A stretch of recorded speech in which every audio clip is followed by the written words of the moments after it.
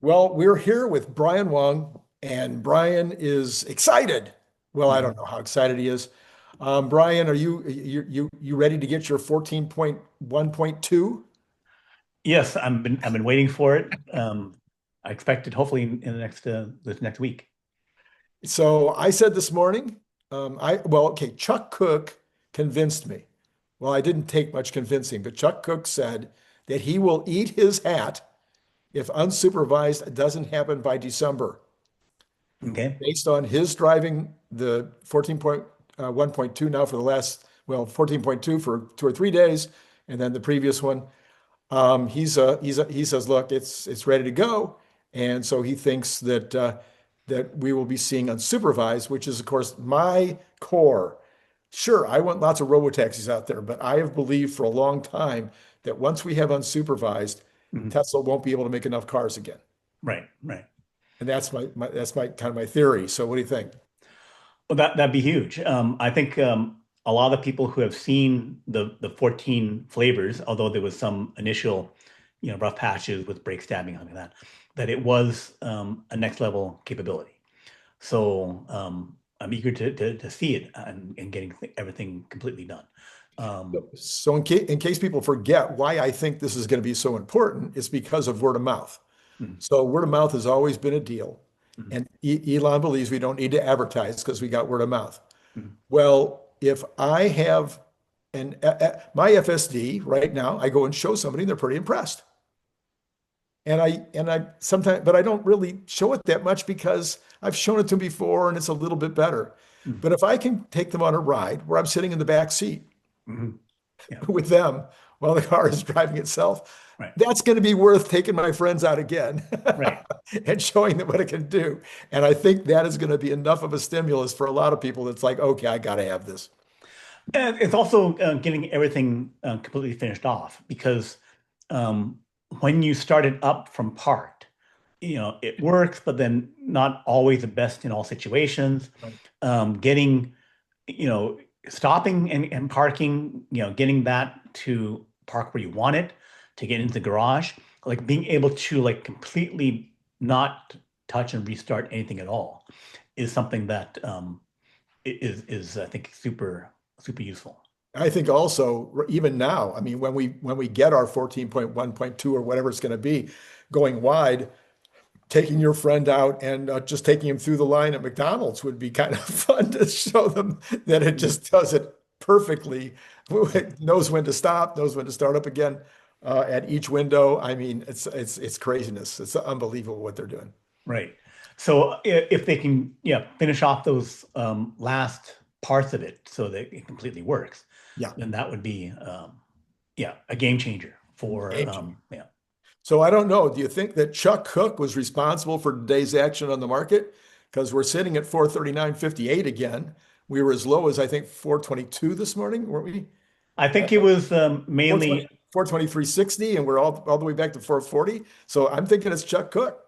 I think it was Trump saying that that 100% tariffs weren't sustainable. So basically taking the China trade stuff down a notch. I didn't Um, know that, but that helped the whole market. that helped the whole market. That helped the whole market, but the Dow's only up 7.74 Right. and the Nasdaq's only up 0.71, but Tesla's up 2.59.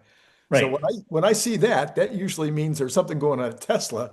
So yeah, so it could be Chuck Cook. It could also be that we're um, 3 days away from the third quarter earnings call. Right. So we were trading down, and then we could see rising into Yeah.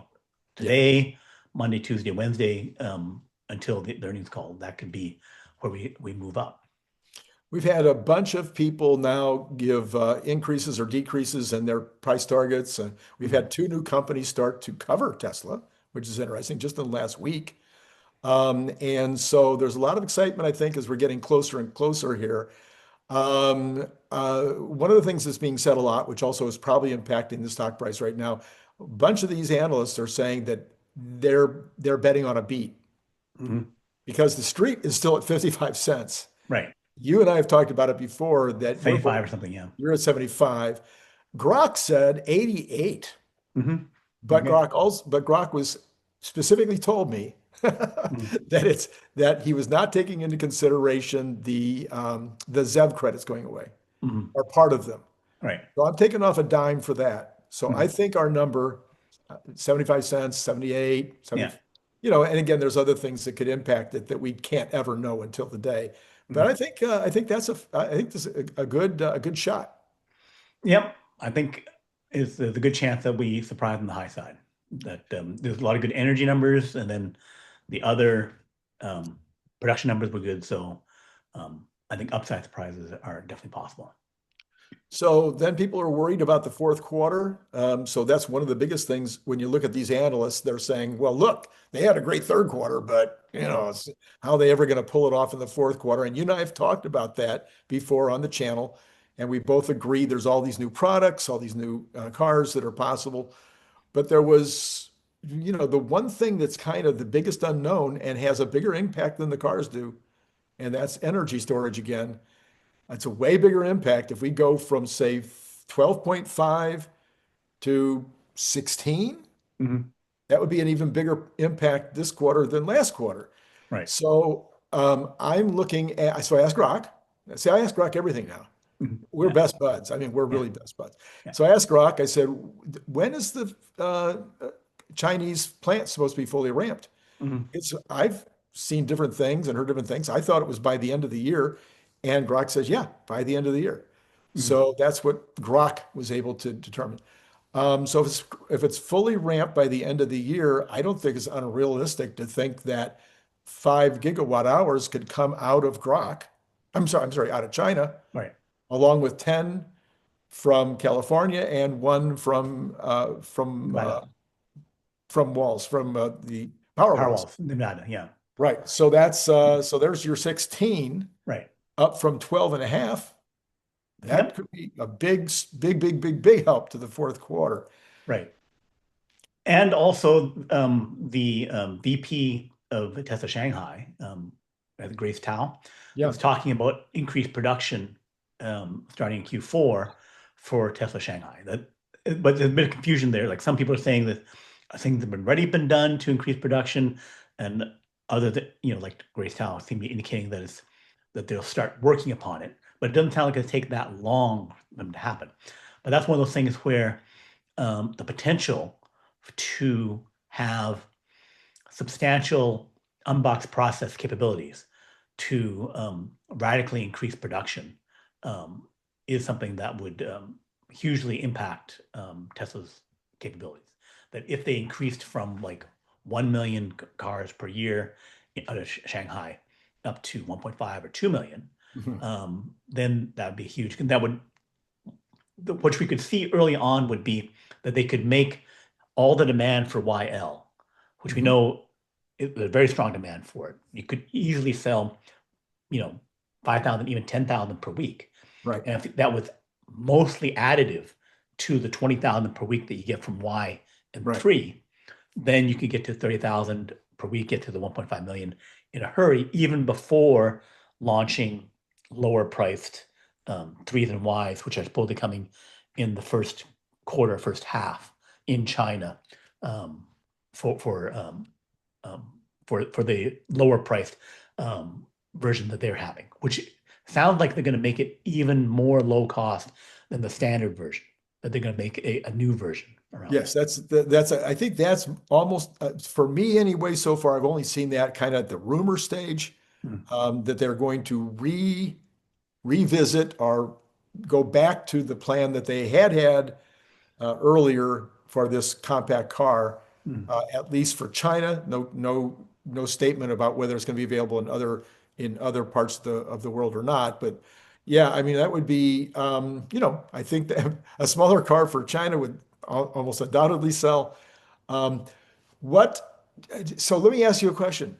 Do you care how many cars they have? Do you care how many different varieties of the equipment, the different kinds of styles and models and all this? Or is it for you, is it now all about FSD and robotaxi? Because if they've got unsupervised FSD, It Mhm. doesn't matter what the form factor is. Everybody's going to want one.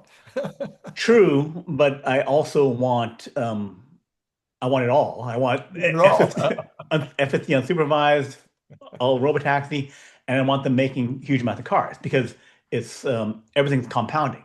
That if you got unboxed process with Tesla bots in Right. the factory increasing production, I want them to be able to shove out 10 million cars a year out of those factories. That you could, that the unbox process could make, one car every 10 seconds. And then if you have Tesla bots in there and everything's going even faster, then you could have like 2 million, 3 million cars per line. And you have, multiple lines in Shanghai, Austin, Berlin, and the United States that then you could, pretty much take over that. But like I view the increased car production as one of um, the main products of Tesla Bot. The Yeah. Tesla Bot with Unboxed, the factory is a product too that you can then go up 4 times, 5 times, right? So I want to see that happen because that's how I see the huge profitability of the Tesla Bot. Also the difference between Tesla and Figure AI. Mhm. Because Figure AI, fine, they can make their bots too, but they're working with BMW, they're working with the other companies, and those other companies cannot change their lines.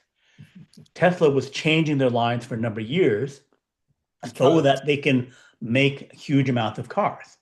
So that I want the multiplier to be um, 4 times more productive cars because FSD is driving them 4 times more, right? And I want Tesla Bot and Unbox process to increase the number of cars by 4 or 5 times. So that combined and lower the cost. and The lower cost. cost and get to 16 times Right. more. 4 times is great. It's the huge difference that can happen right away to awaken the cars, and then that takes us up to, $2,000, $3,000 per share. But then getting that next multiplier takes us up to um, $20 trillion. Gets us to Elon's full comp package, Right. right? Right. So I want that to happen in just a few years instead of um, waiting a long time. All right. So this is one of the ones that again I've started this a few weeks ago. Nobody's really been talking about it, and that is the whole business of when does the steering wheel come out of all cars? So China and Europe will have their own, rules and Regulatory, yeah. regulations and all that kind of stuff. I would imagine some of the other countries maybe will be, easier. Australia, maybe South Korea, Japan. I don't know. But let's look at the United States. We got Duffy in there. We've got the president. We got Trump should be on our side. So with Duffy and Trump, how soon do you think the United States will stop putting steering wheels in any cars? I think it would be 6 to 12 months after you can deactivate the steering wheel. So that if you deactivate the steering wheel where I don't want you to Touch it. turn it and mess things up, right? Um, so once you do that, but where it's can be reactivated as needed, right? Then once that's been in place for a number of months, then I can see, okay, now I can remove them, right? But Okay. I don't see them removing it until you kind of like have it deactivated for a while. I see. Okay. All right. And when do you think? Um, I could see the deactivation happening anytime from um, the initial phases of it, December and Q1, where, Wow. if no, no, well, the initial phases of saying, okay, it's unsupervised, Yeah. right? That Yeah. was the Chuck Cook Yeah. Yeah. scenario Yeah. first. Yeah. So that's phase one, right? Okay. Phase unsupervised. Right. And then going to deactivating would probably be middle of next year, Mhm. right? Where you could deactivate in certain situations like in Austin or in Right. the boring tunnels or wherever, Right. right? So you can deactivate in certain situations, and then 6 months after that, you can deactivate in virtually all situations where you're regulatory allowed, and then after 2027, you could say, okay, now we can start removing. So probably like 2028, Okay, so you're 100%. You just nailed. So Jeff Lutz, you and I are precisely aligned. Okay. So, Okay. so, so there you go. Mhm. We just need one more person, and we'll know it's true. Okay. Let's see. Um, let's see. I also. Oh no, I told you that. Fed governor. Okay, let's talk about the general economy. The Fed governor, one of the Fed governors over the last couple of days said that it would take, if you take out the tariff impact on the inflation numbers that the CPI and PCE are giving us, Mhm. then we're very near the 2% level. Okay.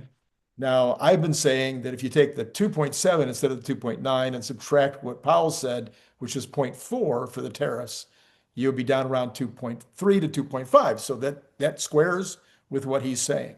Mhm. This would tell me, and that there is no structural reason for it to go higher. Mhm. Right. No structural reason for it to go higher. Now, it's just one governor's opinion, Right. but I think that's what they're looking at right now when they're saying, no, inflation isn't our biggest deal right now. Right. It's making sure the jobs don't start sliding down. Right. So for everybody that's out there, so many of these pundits, so many of these analysts, and even ones that don't have an axe to grind and aren't even trying to hurt Trump, Mhm. they're still, oh, inflation, inflation. Mhm. But Trueflation says we're at 2.2. Right. And that's before you take away the point 0.4. Right. So what do you think? Well, we are definitely, like all the markets are indicating that we'll have the two quarter point cuts, like, so what, like in a week, Yep. quarter point 2 weeks. cut, 2 weeks.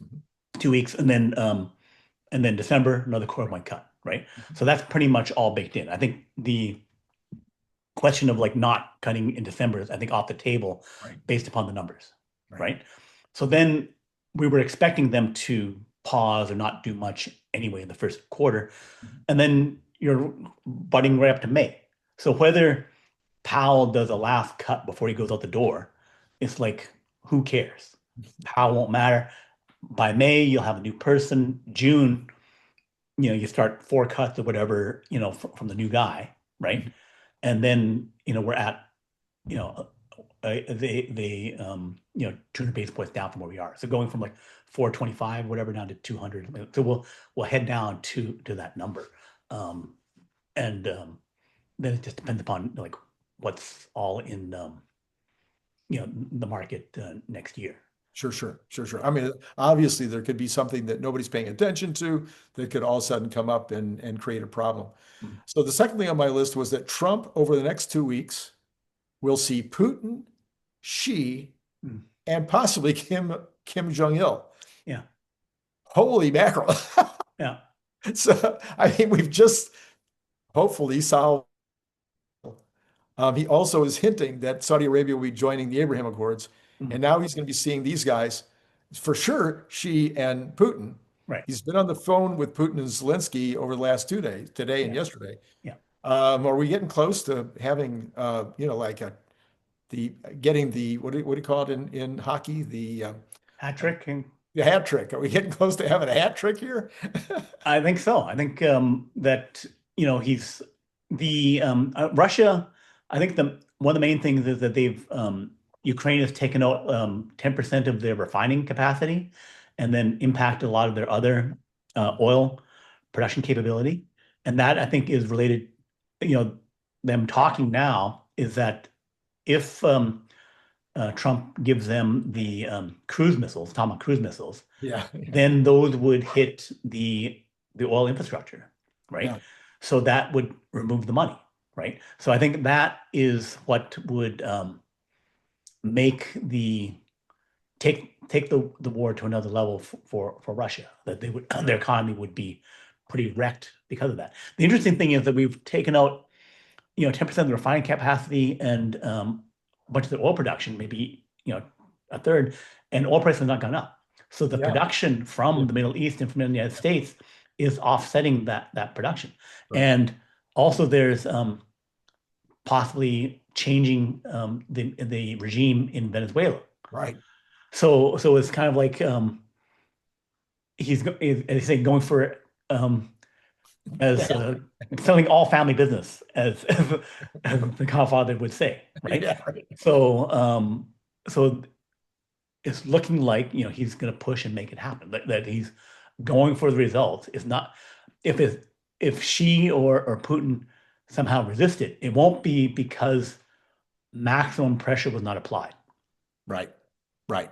Yeah, Right. definitely maximum pressure is being applied. There Right. seems to be no doubt about that. Yeah. And of course, if Russia can be um, brought back into the circle of peaceful nations, if China can kind of get over the tariff thing and that kind of all goes away, that's going to leave Kim Jong-il Kim and Jong-un, isn't it? I'm sorry. In it Kim Jong-il, his dad? I forget. Oh, I was thought it? Yeah, Kim Kim Jong Jong-un, I think, is Un, Un. yeah. Yeah. So that'll leave Kim and Iran as like the two out, well, Venezuela, but Yeah. I'm more concerned about North Korea and Iran. That'll leave them as the outliers. So But the thing is, they're really dependent upon, Russia and China, sure, or certainly China in terms right, of financial capability. right. So if the deal occurs with China, I think those others fall away too. And it's, I think Venezuela was always fragile. Like it was Yeah. only because there was they weren't applying pressure, that they were propping them up, Mhm, that they were being held. And Iran's already been knocked down several pegs. mhm, mhm. So, I don't think they're a concern. And um, North Korea by itself is not Yeah, a threat. yeah, So it's basically Russia and China. If that happens, then the rest becomes easy.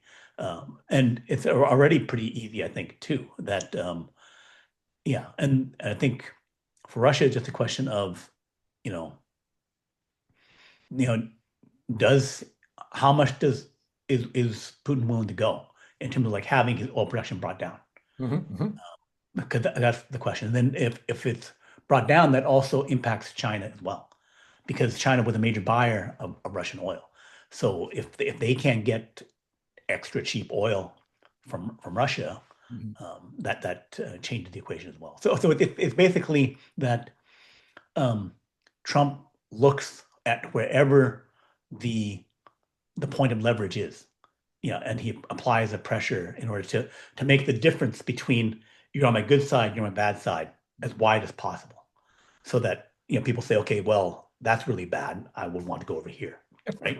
So, but it does go to like if you're crazy and willing to tolerate pain of being way over here, Right. of like suffering a lot, having oil and gas production, all that kind of stuff, you can stay there as long as you can endure the pain, right? Yeah. And then it's a question like, does it um, break things economically within Russia? And then China, I think there's um, mutual gain to be had. I think the mutual gain to be had for both of them, where if we're all on the good side, Yeah. we can disarm, we can do a bunch of things that'd be good for everyone. 100%. So the other thing that China has been impacting has been the price of gold. Mhm. I gave my call last week. Yeah. I said that we would see 4,000, 4,000, I'm sorry, 4,000. 3,400 before we would see 4,400.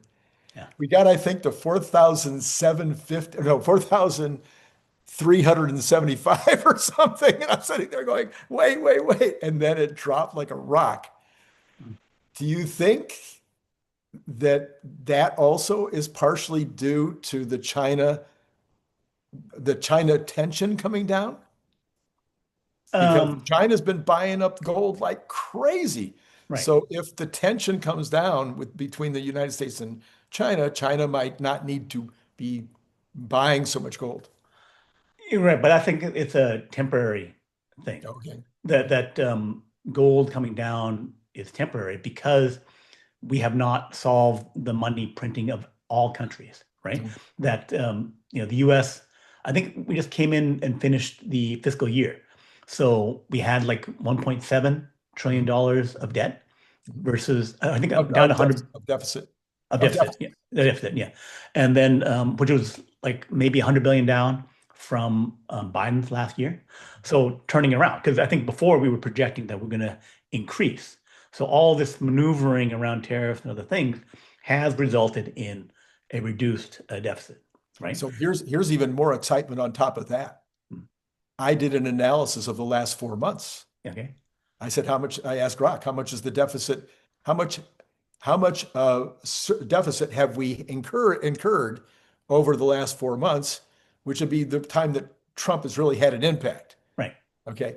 And would you believe it's only about 400 billion? Okay. I'm sorry, 300 billion Okay. times four. If you can annualize it, now you're talking about 1.2 trillion, Right. as opposed to 1.7 trillion or whatever. Right. I'm doing that wrong. I should get my numbers up because I think it was the opposite. It was like, If it's 4 months times three, so then it would be I wonder if I could pull it up. I bet you I have it close enough that I could pull it up here because I'm doing it wrong. It's even better than that. yeah. Let's see here. But if you look for that, I think that the issue is that we're still, in terms of gold prices and stuff, is that all the countries still have a lot of debt, and we're still printing money in order to broadly pay that debt. So then, if we're printing, you know, 2 trillion now, cutting it back, hopefully to 1 trillion, that's still $1 trillion every year. That's still an upward force on the price of gold, a downward thing on the dollar. Right. And so then if all other countries, no one has surpluses and that kind of stuff to balance it out, then we're all money printing for the fiat paper currency. Right. So then all of our currencies are weakening. It's a general, like a long-term decay, right? So then, just like gold's gone from, $300 to $4. 4,000, right? Over the last 50 years, that's something where over the next 20, you would say, okay, it's going to go to 10,000 to 20,000. Oh, okay. I was looking more short term. Right. So here's the number. Yeah. The improvement, that's what it was. The improvement over last year for that 4 month period, Yeah. 363 billion better. Yeah. Right. So 363 times three, because Yeah. 4 months, 363 times three, you got over $1 trillion improvement. $1 trillion in improvement. Yeah. So we could basically Get down to like if we could do this, it would 700 billion. Yeah. Yeah. Yeah, that'd be 700 billion. Right. That'd be a huge, huge improvement. Right. Right. So if we did get to near balanced budgets, then I think it would slow the rise of gold. But because there's constant, demand Right. for it, then it's still going up in price. And by the way, I did another analysis, which I think you would appreciate because you've got 3 minutes left. I did an analysis on the dollar. Mhm. Yeah. Do you know that the dollar is fine? Mhm. The dollar is it's actually high Right. compared to its average over time. And that's both on the small basket of currencies and the large basket of currencies. Mhm. Right. And everybody's like, oh, the dollar, the dollar. Well, they're talking about since the beginning of the year. Right. They're not talking about even the year over year number or over the last 5 years. So the dollar, quite frankly, is actually higher than its average over the last 10 or 20 years. Against other countries, for sure. Against Yeah. other countries. Yeah. Yeah. Yeah. And then, well, the U.S. dominance in terms of, all the AI companies, all this new growth, like the top 20, 40 companies are all U.S. companies, other than TSMC. And one, I guess the Saudi Aramco. Aramco, and there's one company in Europe, I forget, but there's like only 3 companies out of the top 30, I think, that are not US. Yeah. Right. Yeah. Okay. All right. So, Yeah, I got to let you go. You go. got things to do, places to go. That's right. Okay. We'll talk later. It's Thank you. been great talking to you.